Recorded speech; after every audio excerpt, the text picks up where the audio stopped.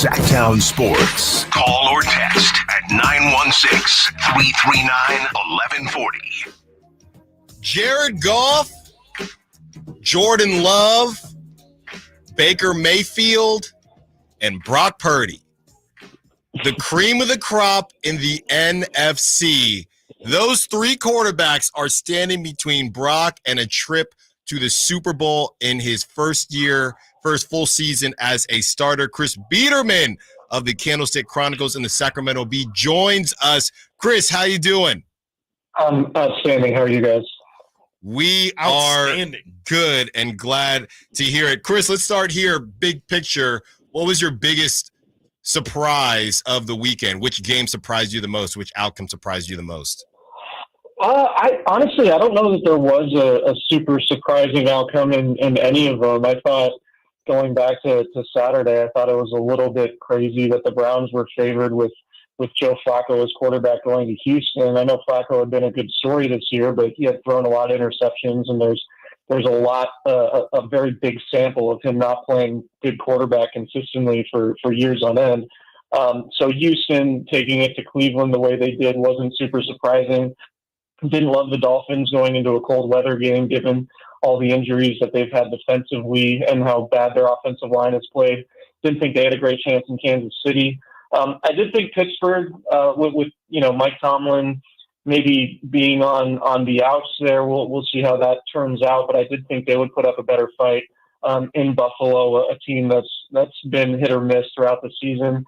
And I didn't have high expectations for Philadelphia against Tampa Bay. Anybody who's watched Philadelphia since that 49ers game would know that this hasn't been a particularly good team in the second half of the season. And I was in Philadelphia, Thursday and Friday covering Kings.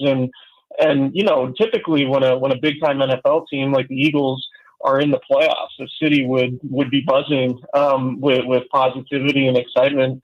There wasn't, I didn't see people in Eagles gear anywhere.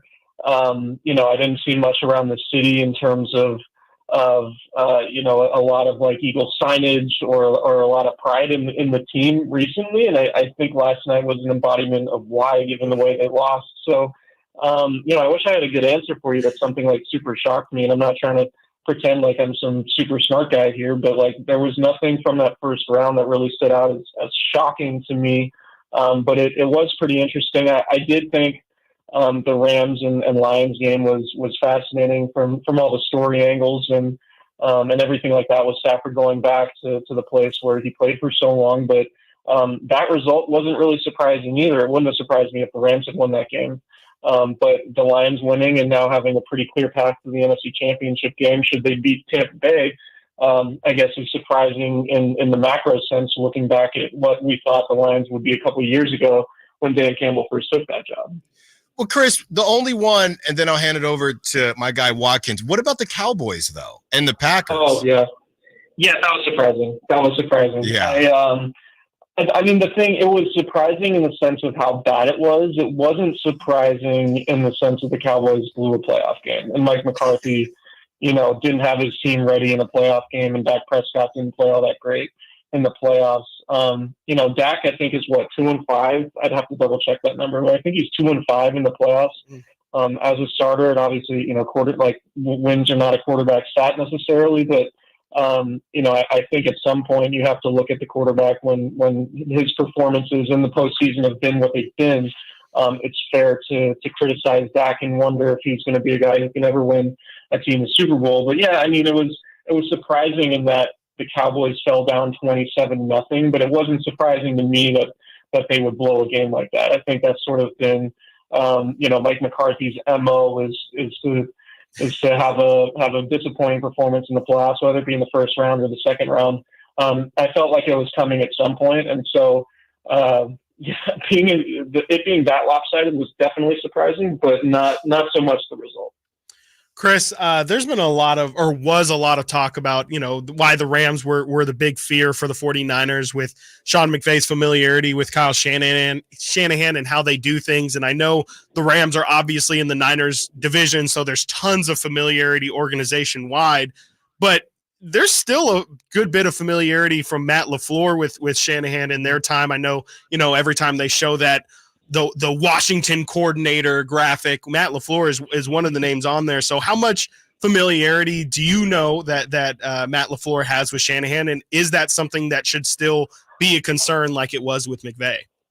Yeah, I mean, maybe. I think the big concern with playing the Rams was probably just the Matt Stafford, Puka Nacua, Cooper Kupp dynamic, right? Like, I think you could make a case that Matt Stafford is probably the most dangerous quarterback in the NFC, just from a pure talent perspective, and somebody who's given the 49ers problems in the past. When it comes to familiarity, the old adage, it's a cliche, but I do believe in it to a certain extent. It's not always about the X's and O's. It's about the Jimmys and Joes, right? Like, I think the scheme familiarity will only hold up so much in comparison to how talented these teams are, right? And I think the 49ers have a very clear talent advantage over the Packers and any other team they play. So even if, Sean McVay and the Packers have a good idea of what the 49ers like to run offensively, and even if the Packers defense practices against a very similar scheme in what the Packers run, I don't know that it's necessarily going to help them, beat Trent Williams or George Kittle setting the edge, right? Like, or tackling Christian McCaffrey. So I think familiarity can obviously help, but ultimately it's going to come down to the players on the field. And I just don't know that the Packers have the players on the field, particularly on the defensive side, to slow down the 49ers.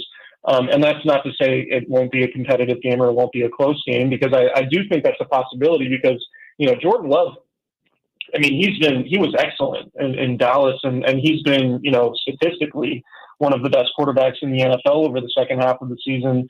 The Packers started 3-6, but they only lost 2 games over their final 8. And so, that's a team, and that's the same record that the 49ers had over a similar stretch. So that's a team that is kind of unknown. Like, they're an unknown quantity in terms of, like, how good can Jordan Love be? Like, what is his ceiling? Because we don't know. There just isn't a sample size of him playing in the playoffs. So I do think the 49ers are going to have, like, an appropriate fear. But going back to your question, I think it's more like this game is going to come down to, in my opinion, just the talent disparity on the field between the Niners and Packers. And I don't know that the familiarity is really going to play all that big of a role, just because the 49ers have such a distinct advantage there. Talking to Chris Biderman of the Candlestick Chronicles and the Sacramento Bee. Chris, switching over to Kings, you were in Philly, and correct me if I'm wrong, but you were not in Milwaukee, but we know you were obviously watching the game. How should Kings fans feel about the Kings right now, if you want to look at that big picture, or just with what happened and the way that game ended in Milwaukee? They came out, they didn't lay down, they had an opportunity to win. There was a lot of fight. It had the makings of game of the year and some missed free throws and maybe a questionable decision at the end of the game. And after all the dust settles, you walk away with another L against an elite team in the East.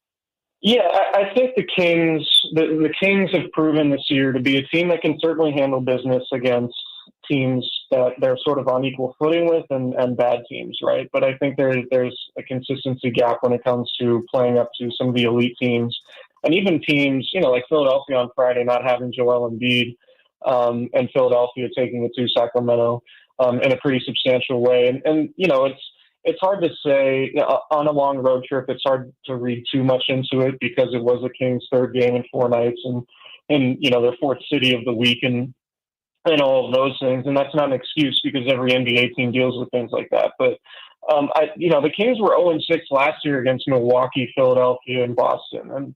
And those are obviously the top 3 teams in the East last year, and they're the top 3 teams in the East this year. And there's a certain physicality that those teams play with, particularly on the defensive end.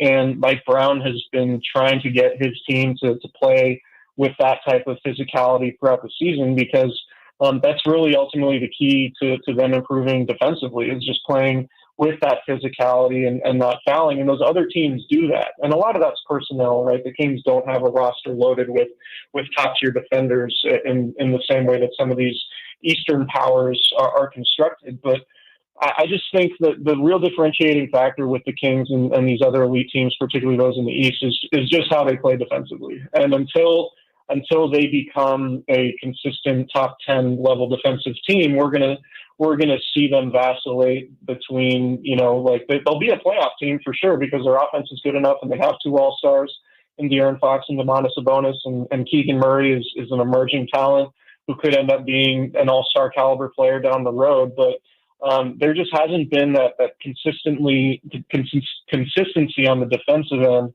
that makes them a real contending team yet.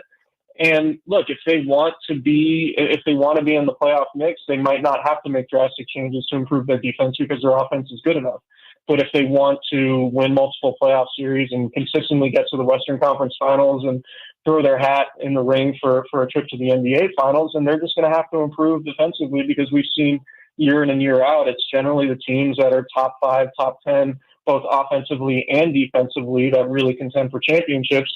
And the Kings just aren't there yet on the defensive end. And so, we'll see with the trade deadline upcoming if there's a move that they can make or if they're just going to bank on internal growth like we sort of saw with them last year and not deciding against making a substantial move and instead just, getting Kessler Edwards and then seeing if they can get growth from the guys that they have. But to me, it's all about defense, and it's what Mike Brown talks about all the time, and I'm right there with him. Chris Biderman of the Candlestick Chronicles and the Sacramento Bee. Chris, thank you as always, and hopefully we will be talking next week about the Niners and a W, and hopefully as well the Kings take care of business tonight in Phoenix. Thanks, guys. Appreciate you having me. All right, you got to get to a break. When we get back, are you tired about hearing about Pascal Siakam? Well, too bad, because there's more news. Stiles and Watkins, Sactown Sports. The NFL's leading rusher plays